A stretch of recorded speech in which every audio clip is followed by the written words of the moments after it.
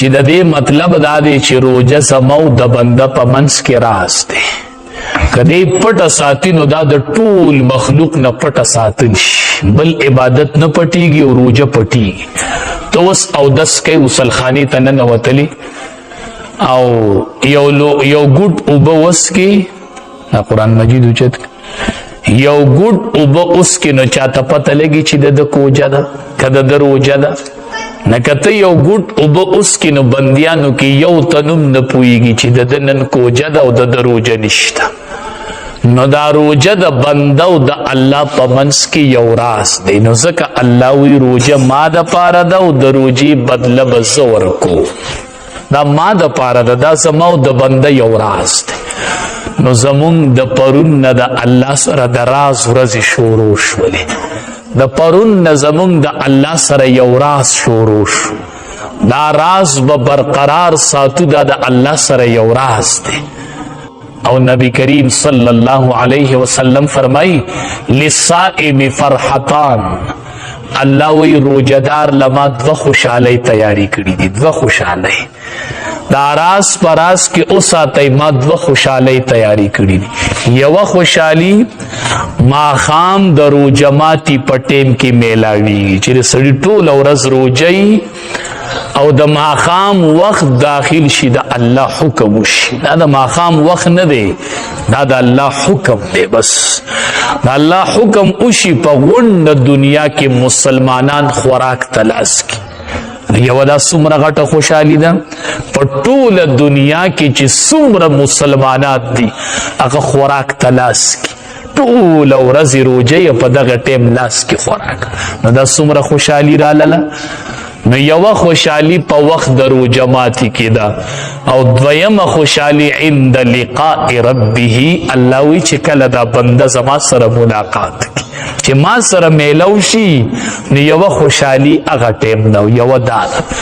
نو پر روژه یو خوشحالی الله راکي او یو خوشحالی عند لقاء ربه، چې کله د خپل رب سره ملاقات وشي نو دویمه خوشحالی به هغه وخت کې ده، هغه خوشحالی ده. نو روژه یو عظیم عبادت دی، ډیر عظیم او لوی عبادت دی، ډیره د خوشحالی میاشت را باندې راغلی. دا د الله سره یو راز دی، تاسو ته به پته ولګي. راز ځکه دی چې کله سړی روژه ونیسي نو د معده خالی شي، نو د خولې نه بدبویي روانه شي. دا د معدې د خالی والي د وجې نه وي. نو حدیث مبارک کې راځي رب العالمین وایي دغه بدبویي چې د روژهدار د خولې نه ځي دا ماته د مشکو نه زیاته محبوبه ده. ستا د خولې بدبویي او ماته د مشکو نه محبوبه ده، ځکه دا د معدې د خالي والي د وجې نه ده. او معده دې ځکه خالي ده چې خوراک نه کوي،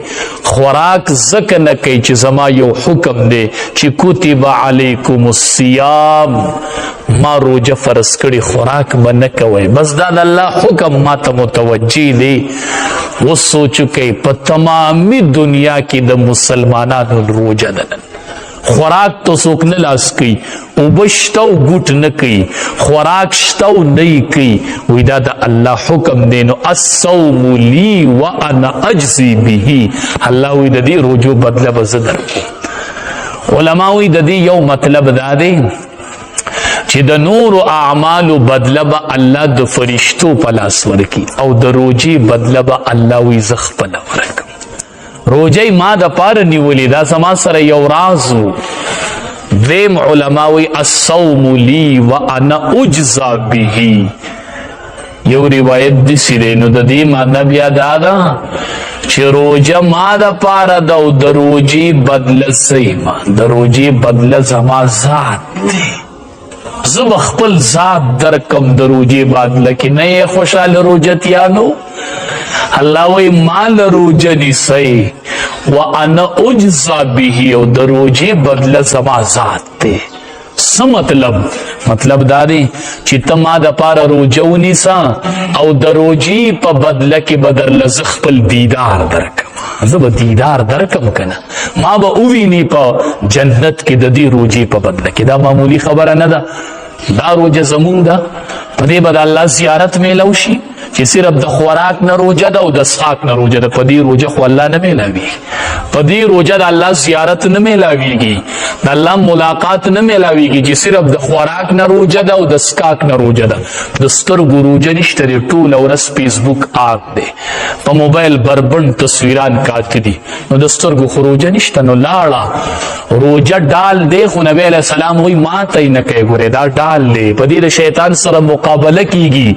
خو خیال کوئ ماته یې نه کوي، ګورې دا ماتیږي زمونږ نه، دروغ یې ماتوي، غیبت یې ماتوي، په دې بیا تر شیطان مقابله نشي کولی.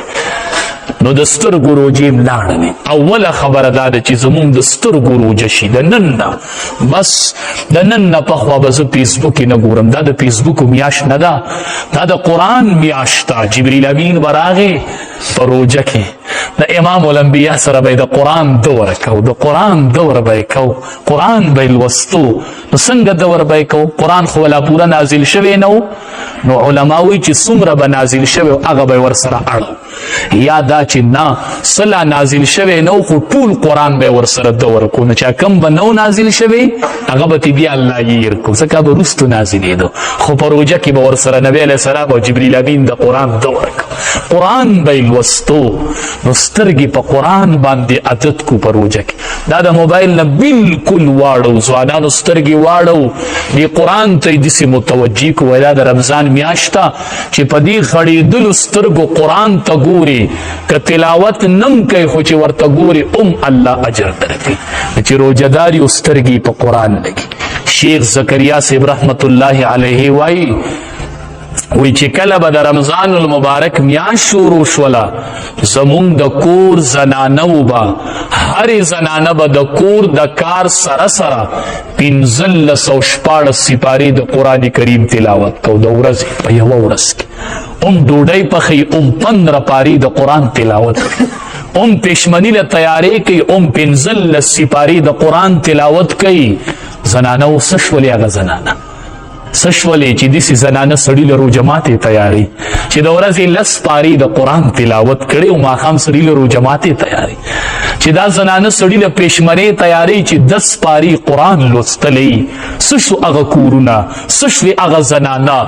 موبایل ورک کړل، هر څه د قرآن تلاوت ورک ورک. ځوانانو قرآن ته لاس کوي، بالکل د موبایل او فیسبوکونه او یوټوبونه احتراز وکړي، قرآن ته لاس کوي. دا د قرآن میاشت ده، دا د قرآن میاشت ده. نبی علیه السلام او جبریل امین به دور کو د قرآن. ای د قرآن حافظانو یو بل سره د قرآن دور کوئ، د قرآن دور کوئ، قرآن په مخه یو بل ته اوروئ. وی دا د دور میاشت ده. او جبریل امین به د نبی علیه السلام سره ډېر ډېر میلاوېدو، چې ډېر ډېر به ورسره میلاوېده، نو وی د نبی علیه السلام به ورسره سخاوت هم ډېر سیوا کېده. حدیث مبارک کې راځي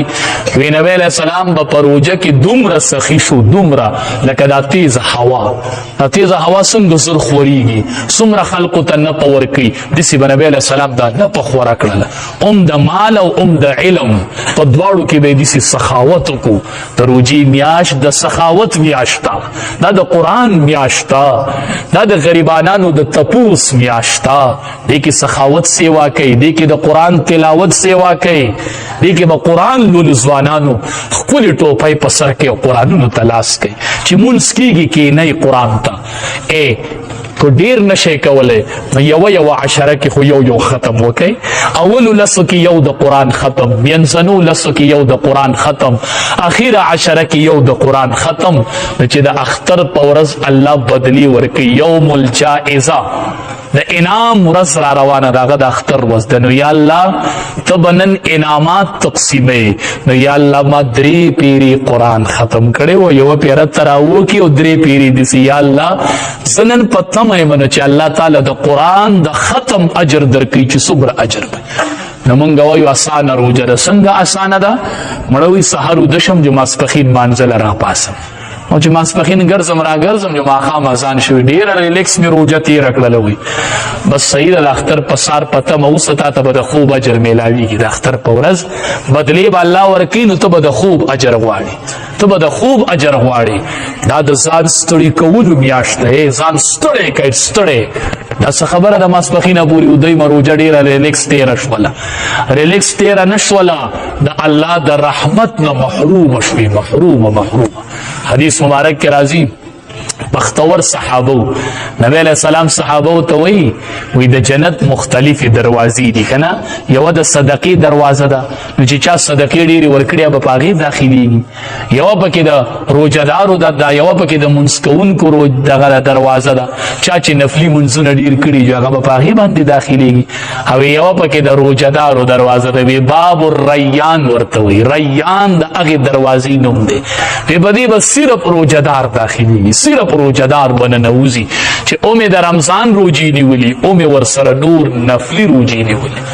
اگر روجدار بپاغی داخلیږي ابوبکر صدیق رضی الله تعالی عنہ ورته فرمایي د الله حبیبه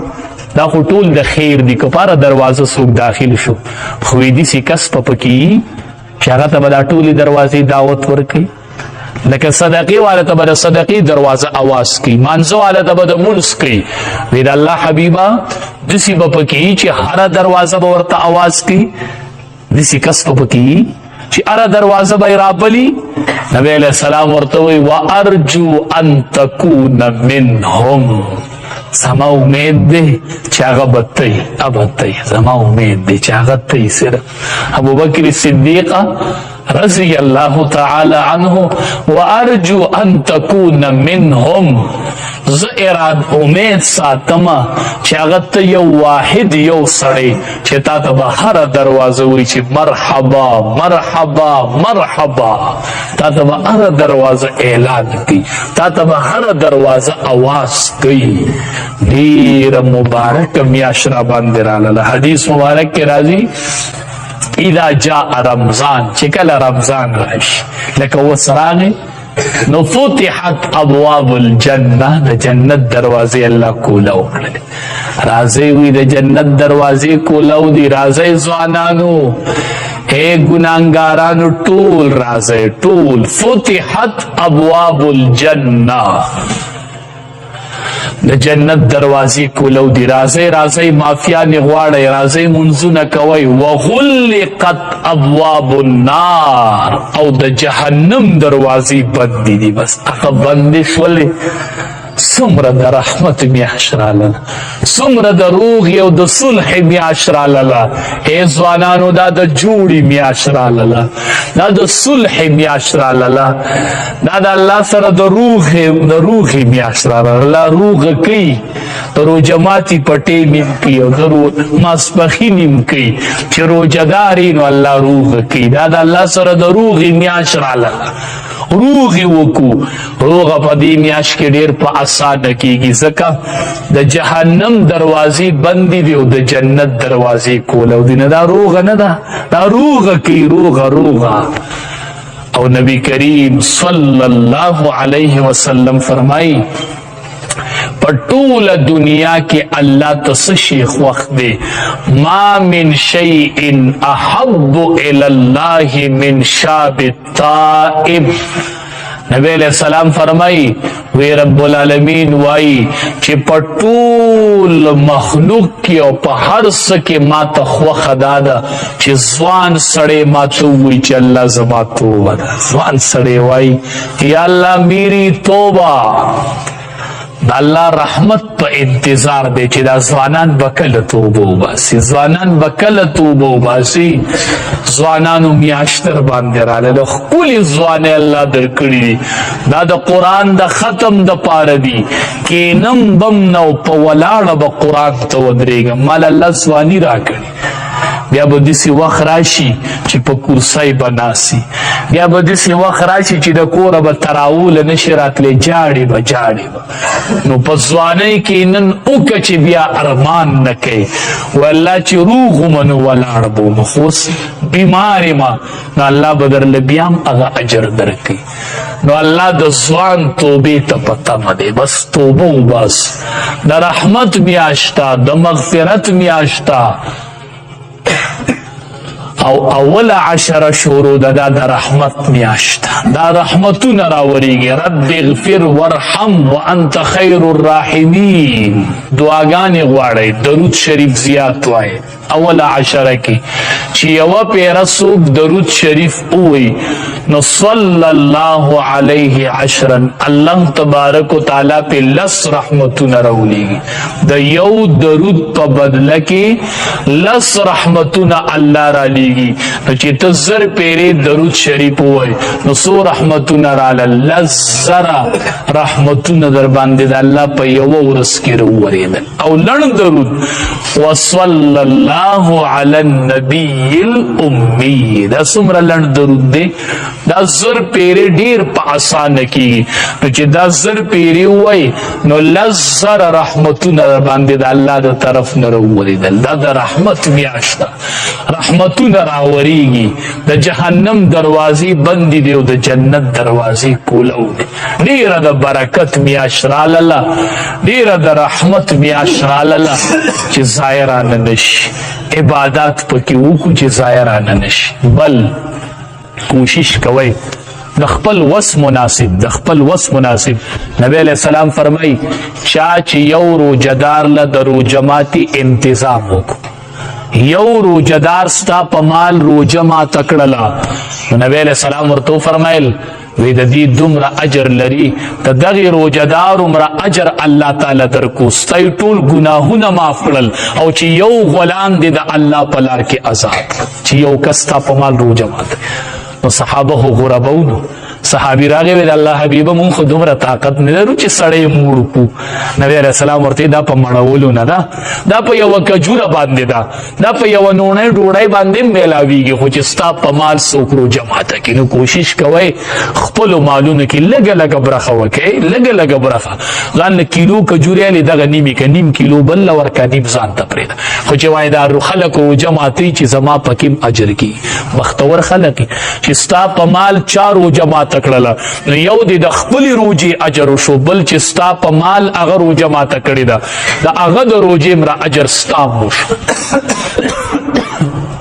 نو موږ ته به د یوې روجي اجر میلاویږي او هغې ته به چې ستا په مال یو تن روجه ماته کړه تا ته د 2 روجو اجر چې 3 ماته کړه نو د 3 روجهدارو اجر 4 ماته کړه نو د 4 روجهدارو اجر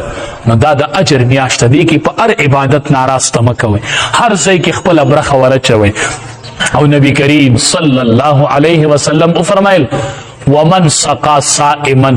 سقاه الله من حوض شربتا لا يظمأ حتى يدخل الجنه نبی علیہ السلام فرمایل وی ومن سقا صائما چاچی په یو روجدار باندې اوبه وسکولې په یو روجداري د روجماتي په ټیم کې اوبه وسکولې د روجماتي انتظام ولو کو اگر اولګي د روجه ماته کړل دا څومره اسانه خبره ده یو ډبه شربت چاله والا یو ډبه والا وای ما خام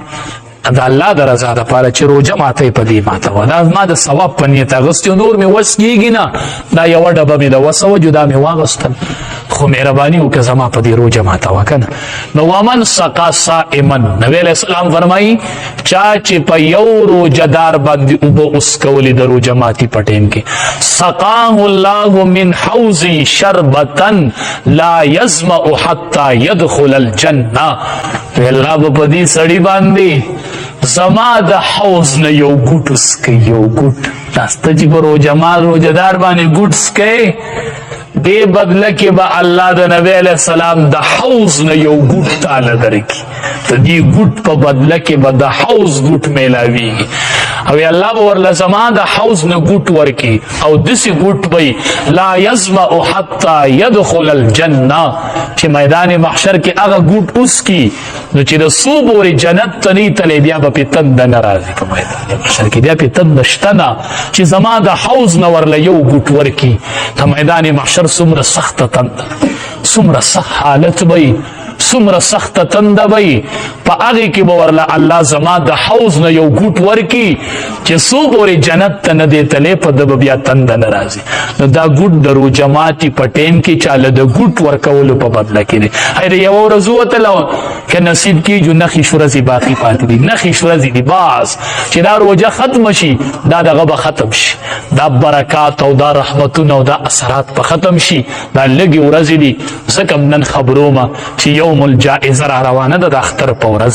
بدلي به تقسیمیږي. بیا به وایي مولي صاحب نو خبر د اول نه نو مونږ خو ټوله میاشت په موبایل کې تېره کړه، مونږ خو ټوله میاشت په خوب کې تېره کړه، مولي صاحب نو خبر. ځکه نن خبرو چې اولې ورځې دي ونښلی د قرآن دومره تلاوت وکړئ چې دا ملک در باندې وګرځي. بس لولی قرآن په مخه د قرآن ختمونه کوئ، جماعت ته راځئ. تراویح ختم هم بېګا شروع شوی دی،